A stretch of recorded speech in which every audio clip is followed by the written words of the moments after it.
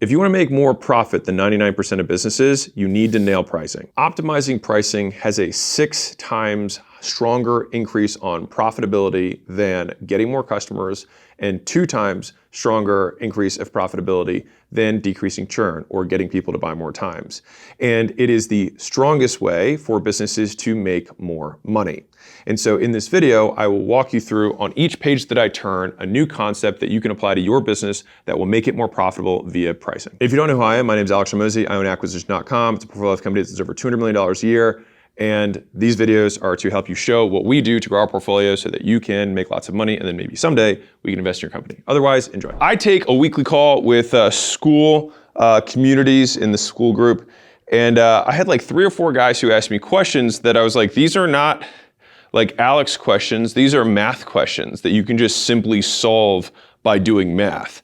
And so it's like, should I do this price or this price? It's like, well, what's the conversion of this one versus this one? And then what's LTV on this one, right? It's just, you just solve the math problem. And I think a lot of businesses are not using math to solve their problems. And with pricing being one of the largest levers for making money, not one of it is the largest compared to getting more customers, increasing how many times people buy, and pricing is still a 3 times stronger lever on profit versus the other 2. So let's talk about 5 concepts of pricing that will make you more money. All right, so the first one is something that I like to call the price to value discrepancy. All right, and so if we imagine here as the value, this little first red line, this is the value that the person gets. This is our price, assuming that our price doesn't change over time.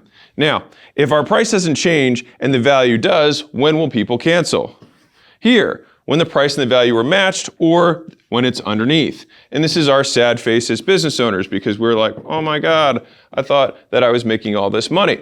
And so the thing is that there's a third line here that is probably worth understanding. And this is our cost line. So ideally, you want your cost to be here, your price to be here. So this is your profit.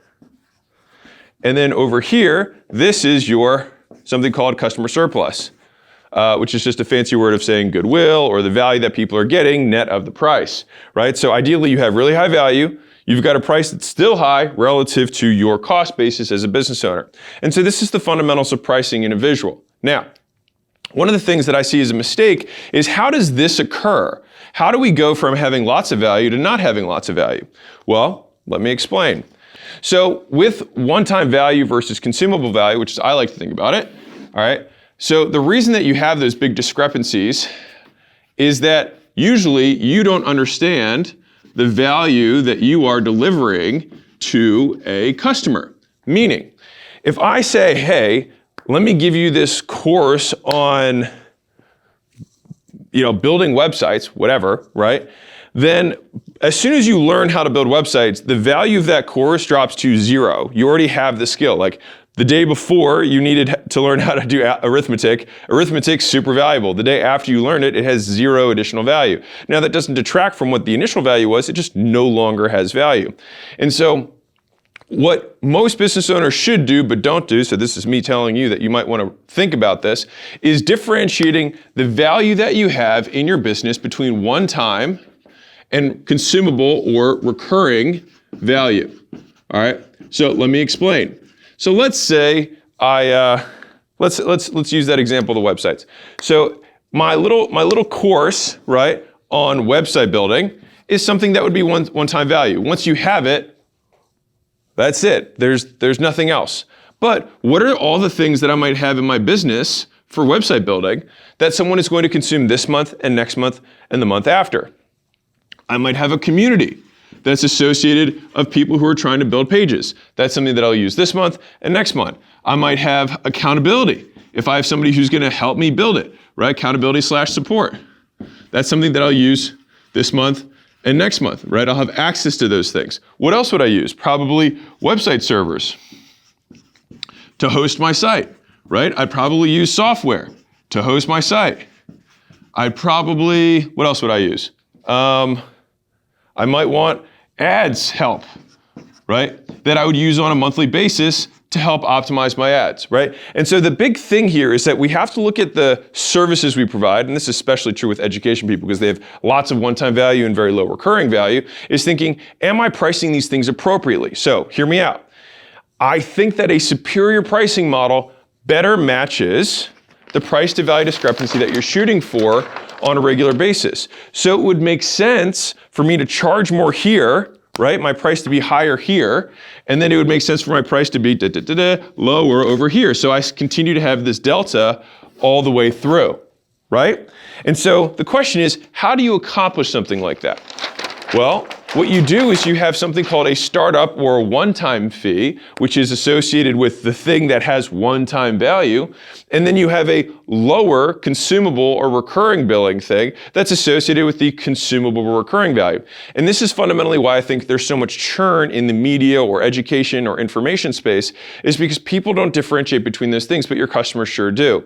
And so the customer says, well, you want me to pay $1,000 a month for this course, but I already learned how to do this, and you want me to keep paying for it for 12 months even though I already went through it? Now, you might make the argument, well, it's worth $12,000, but you know what? As far as they're concerned, today it's worth nothing. And so this is why I like having this perception of I have a one-time payment up front that's higher, and then I have a smaller payment that is done every month that reflects a price to value discrepancy on these recurring consumable things. Now, one of the things that people have a hard time with is realizing that this is significantly less valuable than this.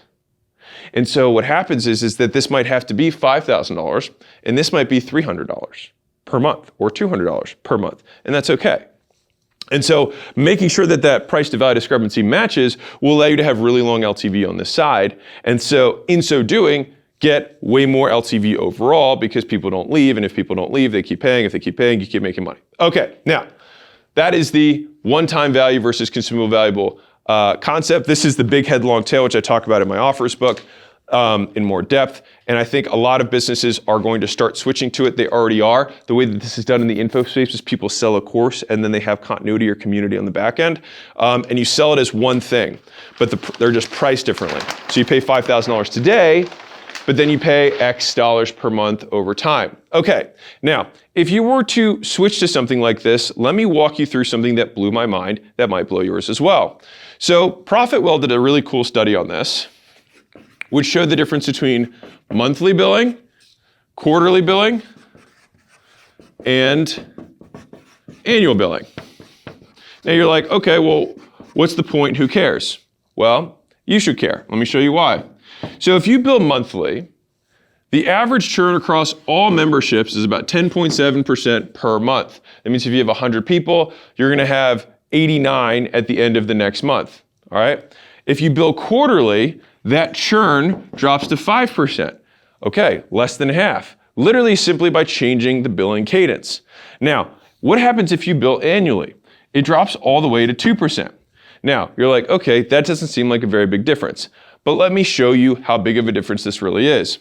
So we can determine LTV by taking price. And by the way, y'all wanted more real business shit? This is real business shit. Okay, so you take price and you divide by churn, and this gives you your back of napkin LTV, all right? Meaning lifetime value, how much somebody's worth over time. And so that means that if my price is $100, all right, $100, and we'll use that for all three of these examples, per month, right? Now, if it's $100 per month, here I'm billing monthly, here I'm billing $300 every quarter, here I'm billing $1,200 per year, all right, just to be clear. Now, these churn rates are extrapolated back out to monthly. So if I have 10.7% churn, 10.7, then it means that my LTV is somewhere in the neighborhood of like $950, somewhere in there, okay? Now, if I have 5% churn, my LTV is now $2,000. If I have 2% churn, my LTV is $5,000. Wow, so we went from $950 to $5,000 just by changing the cadence that we bill. If you're listening to this and you're like, wait a second, if I made 5 times the money per customer, guess what that would do to my business? You bet, it would 5x your business. Then you're like, okay, well, I'm gonna do this tomorrow. Not so fast there, Fast Fred. let's talk about the other side of this. Two things real quick. One, if you like this stuff, the question that I was citing at the very beginning of this was from a school Q&A that I do. So if you're getting into business, you want to start a business, you can join the school games. 30% of people make their first dollar online. Very proud of that if they finish the first month of the school game. So pretty cool there. If you already are a business owner and you like this more in-depth stuff in terms of like scaling the companies and increasing profit and EBITDA, we have workshops that we just started offering at acquisition.com at our headquarters in Vegas. And so if you want to see if you qualify for one of those, you can go to acquisition.com, hit scale, and hopefully we'll talk to you then. Conversion rates. And so think about it like this. Let's say you get 100 clicks or at-bats or whatever to pitch this thing, right?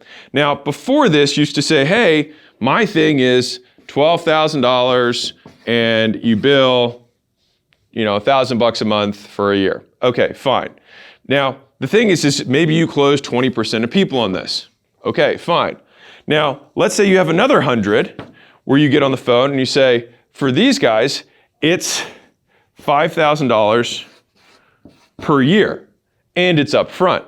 Now, the question is, what percent, maybe you still sell 20%, I don't know. This is a testable proposition. But this is where it gets really interesting, is that for everybody who knows that you say, hey, this is $12,000, it's $1,000 a month for 12 months, we all know that this person cancels at month 4. You know what I'm saying. So they cancel at month 4 or 5, which means the people are worth $4,000 to $5,000, right? Now, if you bill $5,000 and you bill it annually and you say, hey, you have to pay this up front, maybe you have the same close rate because the price point is so much, the perception of the price is so much lower. But here's where this gets really interesting, is that if we look at this 12 months later and we say, hey, what percentage of these people are going to renew? Guess what the percentage is? Way higher. And that brings me to my next point, which I will reiterate back on this one, which is, let's think about what the mechanism is that drives down this churn, going from monthly to quarterly to annual. So let me tell you what it is, or at least my best thought of it, is that churn is directly correlated with frequency of billing. Okay, so hear me out. If I bill you every day, the likelihood that you churn is going to be significantly higher than if I bill you every month. And I believe that that comes down to what I consider the look back window. So think about it like this. If I have a month, right, or a period between billing 1 and billing 2, it doesn't really matter what this period of time is. On this point, I'm going to look back with my eyeballs and say, how much value did I get between this billing and this billing? Now, if I'm billing monthly, then let's say I'm an SEO agency and I make someone 10x their money on month 1. Great. Month 2 happens, let's say I make them 1x. Guess what they're going to do? They're not going to think, oh, well, I 10x'd my money on month 1. This guy's already paid for himself for almost the whole year.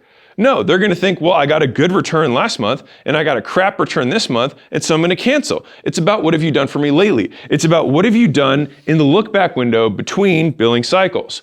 The reason that this frequency piece that I was mentioning earlier is so important is it extends the look back period. And so if I paid $5,000 a year to be a part of an association and then it comes up to bill a year later, then I might think to myself, I look back over a year and say, did I make more than $5,000? Now that 10x month is going to be included, and the 1x month, and the next month that was a 3x, and the next month that's a 1x, the next month that's a 15x. All of those months are going to be included, and I'm going to be like, wow, this is a banging deal, right? And so for that reason, extending the look back window gives you a higher likelihood that people are going to renew. And we already see that. It's 5 times more likely that people will renew on an annual basis. Now you can make also the argument someone who can pay a fee up front can also afford to do it. So they're not just scrimping by to try and barely afford whatever the service is. And so there's probably a number of reasons that annual does better than monthly or quarterly. But for me as a consumer, I think to myself, I think about what's this look back window, and I want it to be as long as humanly possible for someone to logically say, this makes sense for me. Okay, so from there, I have made a number of conclusions for myself that I'd like for you to consider, that you can consider for your business, all right? Which is the difference. This is kind of counter internet marketing culture, which is originally you want to sell it for as much as you possibly can, which I used to preach, and I don't believe that as much anymore. And I actually would much rather pitch something that I know they're going to continue to pay for, right? And so I spent the first part of my career trying to obsess about what gets people to stick, how to get people to pay again and again and again. And where I have switched to in my career is I just look for things that people already don't cancel from. And then I just try and sell those. And so if I could do it all over again, I would only focus exclusively on things that people already don't cancel. So if you look at alarm systems and insurance and payment processing and banking and other things like that, you're going to find things that people in general don't cancel or switch from. Cable, right? Like people don't switch from these things. Cell phone service, like these are things that people don't really switch of very often. On the flip side, gym memberships is something that people cancel all the time, and that's a structural thing. People don't want to work out, but people do need insurance. People do need to watch television. People do need to use their phones even more. And so I would take all of my emphasis and say, why don't I just get into the right boat that I already know has really long LTV? And so that's something that I've just learned in time now. Now, the other piece is I would strongly emphasize the point that I was making earlier about looking at quarter, annual, and monthly, is that I would rather take less money on an annual billing and convert at the same percentage. So it's like if it's $12K for a year versus $5K paid up front for a year, I'd rather have the 5 because I know that my annual renewal rate will be much higher. So let's finish out this little equation here. So here, if this $5,000 is what I'm asking for someone to pay for a year, and we have this look back a year later, believe it or not, remember we have 2%? A lot of times this means you're going to keep 80% or more of the customers. And so all of a sudden, wait a second, remember we had 2% monthly churn, but this is a 5K thing? Well, that means that this price point would be 5,000 divided by 12. Can anyone do that math for me? That's $600 a month, $600 a month, $500 a month, 465, 416.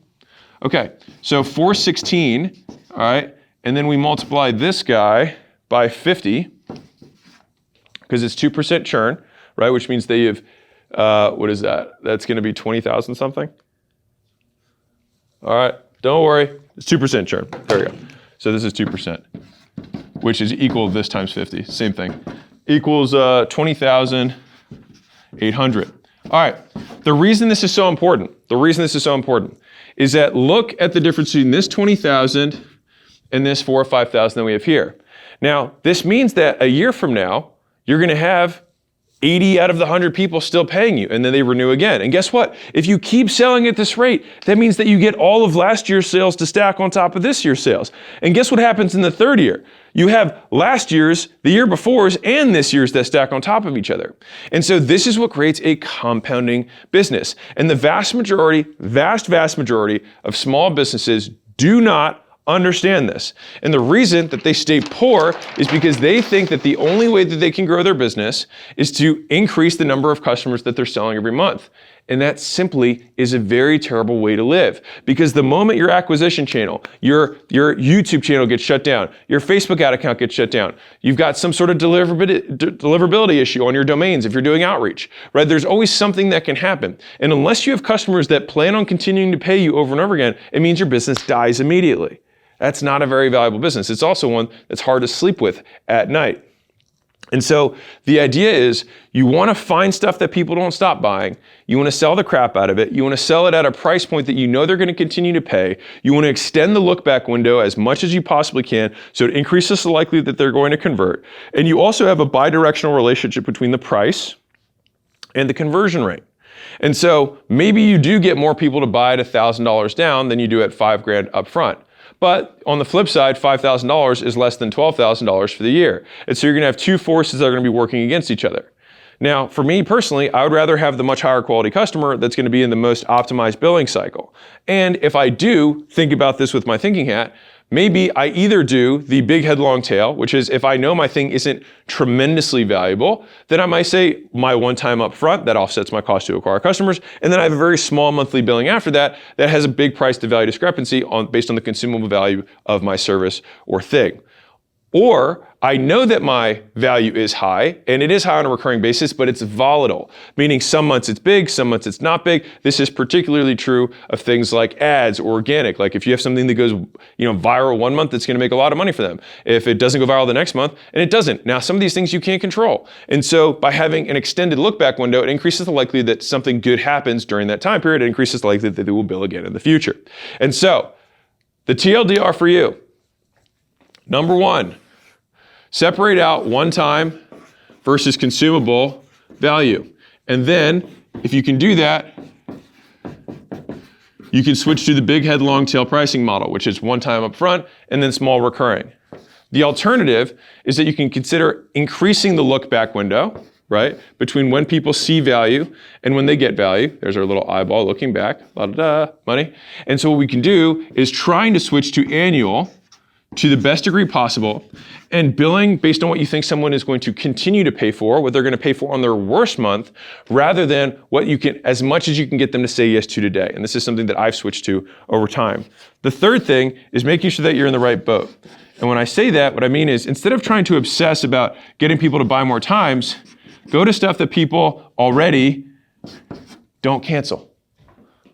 And you'll be amazed at how much easier it is to do business and how those things stack on top of one another. By the way, if you're wondering why my eyes look back and forth between things, it's because I have three things I'm looking at. One is I have a bunch of notes because I do prepare these for you guys because I don't want to just be off the cuff and just rambling.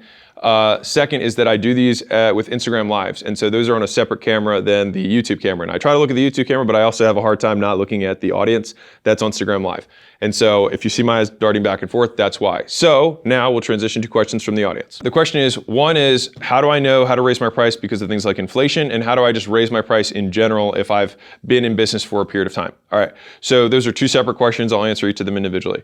So from an inflation perspective, every continuity contract, I would include a clause that says that you can match the CPI or the consumer price index that allows you to map up the price with inflation. That's up to you. Now, having that clause doesn't necessarily mean that you have to always do it every month or every year, but it means every 2 or 3 years you can just update your pricing accordingly. People don't like pricing changes, and so I would do it less frequently rather than more frequently. So that's number one in terms of inflation. In terms of thinking about when to raise prices in general, I encourage everyone to continue to raise prices until your conversion rate times price equal less money. Meaning, if I can sell, now again, this doesn't take into account hard costs. All right, so I'm just going to assume that the cost of our thing is zero. Let's say it's a digital media thing, just for sake of simplicity. So if I get on the phone with 100 people and I can sell 10 people at $10,000, I have a 10% conversion rate, which means I make $100,000 from 100 calls. That's $1,000 a call.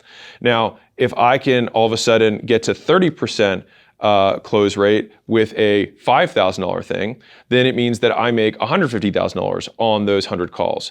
And so then I would make $1,500 per call. And so I try and level out the cost per or revenue per phone call or conversation so that I can understand what's the total amount of money that I'm making. So it's not necessarily about raising prices or lowering prices. It's about what is the total absolute amount of gross profit you can maximize. And so this is a math problem, not a Alex, what should I price it at problem. And I will tell you exactly what we do with every company, which is we just fucking test the price. And so we get on the phone and we say, and I will say this, it's way easier to go low to high than high to low.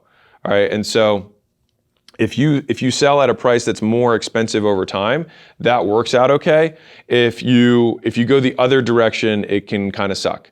And so I think going up, because think about it, you're like, yeah, well, that's what I was selling it last month. We have more demand now. We're better at our stuff. Like, it makes sense. Like, if you bought a Apple stock at 10 and now it's 20, like, you're not going to be upset. Like, in time, prices change. Now, the flip side is when prices come down, if you are in that position, then the reason behind it would be useful to tell the other people. But usually, you're going to have to downgrade those people if they're still in your business. Because if you did figure out some technological thing, which would be probably your big reason why, if like, hey, we figured out how to make this more efficient so we can lower the price, we pass the savings on to you, then you have to pass the savings on to them. Otherwise, if you sold someone last month at 20K and this month at 10K, very tough if it's for the same thing. And so that's why I like starting low and then raising it. And then usually at the very end, I'm going to have to do tiny little adjustment of like, okay, I realized I went over the hump of maximizing my profit. And so then I backstep and then I refund these people the difference, or I give them a bonus. in practice, most businesses will have a monthly and an either or, quarterly or annual. It's usually not one or the other, and you'll probably know your avatar. If prepaying 12 months at a time is too arduous for them, then it might be better to just have quarterly billing as the primary way. And I would say that as I'm explaining this right now, you might be able to just get away with pure quarterly billing and not have monthly or annual, like you just do quarterly. And that might be a nice blend for a lot of people as like the middle ground. But it's very typical to have monthly at this rate, annual at 16% less because it's buy 10, get 2 free. And by doing that, though, if you get people onto that annual, remember, you're giving them a 16% discount, but the likelihood that those people recur and the LTV on those people still might be 5 times higher than these people. So you take a 5x increase in LTV and then apply the 16% discount to the fact that it's a lower price, and then you'll get probably something closer to a 4.5x. So it's still worth having that quote discount for the annual rate. If you want to incentivize people to go to the annual, first off, you have the discount. So that's, thing one. And I like to associate as many benefits as humanly possible immediately for making the decision. And so I want bad things I take away. So discounts would be a pricing thing a bad thing I take away. And then I also want to add good things. So it's like, if I had call it a customer appreciation thing, or I had specific times or sessions that only VIP customers. So basically, consider it like you can even name it something. So it's like you have your standard and your VIP. Even if it's the same pricing, you'll get way more people to take it because they want the status associated. And then VIP get these other 3 benefits. It's like they don't have to wait in line. They can get the session times they want, or we have a special Saturday session or Sunday session that's only for VIP, and they get towel service, whatever. You just think about anything that's VIP, 2 or 3 things that ideally give them status in the community for being a VIP, which you have now associated with the annual billing, which has the highest stick rate. So not only are you providing more value to these people, they pay a little bit less and they get the status, and that's okay because they pay 4.5 times more over lifetime. And so this is how you stack as much as you can in the annual so that you can just make a lot more money. And the other really big benefit that I didn't hit on at all in the video that I should have is that annual, if you do increase the conversion percentage there in a real way, you're front loading a year of revenue, meaning your ability to offset the cost to acquire a customer skyrockets because you get so much more cash collected up front. So you can get really aggressive in the acquisition, even if you have a small, like let's say you convert half as many into the annual billing. It's like, okay, well, I get half as many, but I get 10 times the upfront cash. So I still get 5x upfront cash as I did before into monthly. And so if that's the case, then I'm still crushing it. The question is it better to bill up front versus bill monthly and get the contract? Because then with that, in theory, the contract plus the lower rate would convert a higher percentage of people and it would extend the LTV. So I'm going to give a 2-part answer to this. Number one is the contract that you lock someone in on is only worth the quality of the signature on the contract, meaning the person or the prospect who buys, it is their creditworthiness that matters. Now, for example, in Europe, contracts matter a lot more, and people actually adhere to them. Like there's not a really big, churn rate on people saying that they don't stick with their commitments. In the US, it's just a different culture in terms of how credit and contracts work. Like people get out of and cancel contracts or ghost or cancel their credit cards all the time. And this is because Visa and MasterCard and those companies have become a very pro-consumer,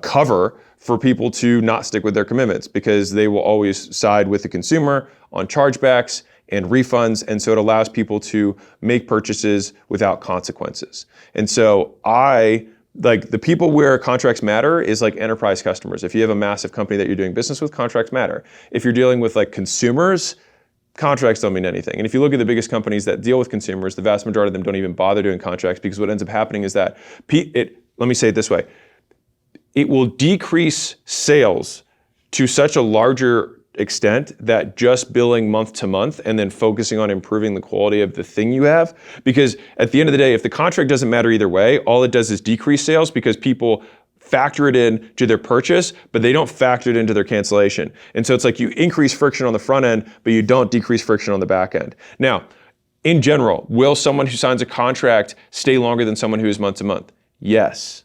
But the question is, what's the trade-off on conversion, and is it worth it versus taking all that effort and putting it into how do I improve the quality of the product? how to improve the quality of the prospect as well in terms of targeting and messaging. But the big one is there a way that I can just pick something that people already don't cancel? The question was, is there a way to extend the look back period beyond the billing cycle? Meaning, can you accumulate saving, time saving if you had a software, or money made if you had an agency, or anything to that degree, or pounds lost if you did weight loss, whatever, marriages saved, fights avoided if you're in marriage counseling, whatever. I think that the best thought process that I would have around this is, yes, I would try and report that data on a cumulative basis as much as humanly possible, because then it allows me to at least try and price, or at least display my value relative to price on a longer time horizon. Like, hey, we have brought you 35,000, clicks to your website over the last 6 months. Now, it might look like this in terms of the volatility. It might be up and down.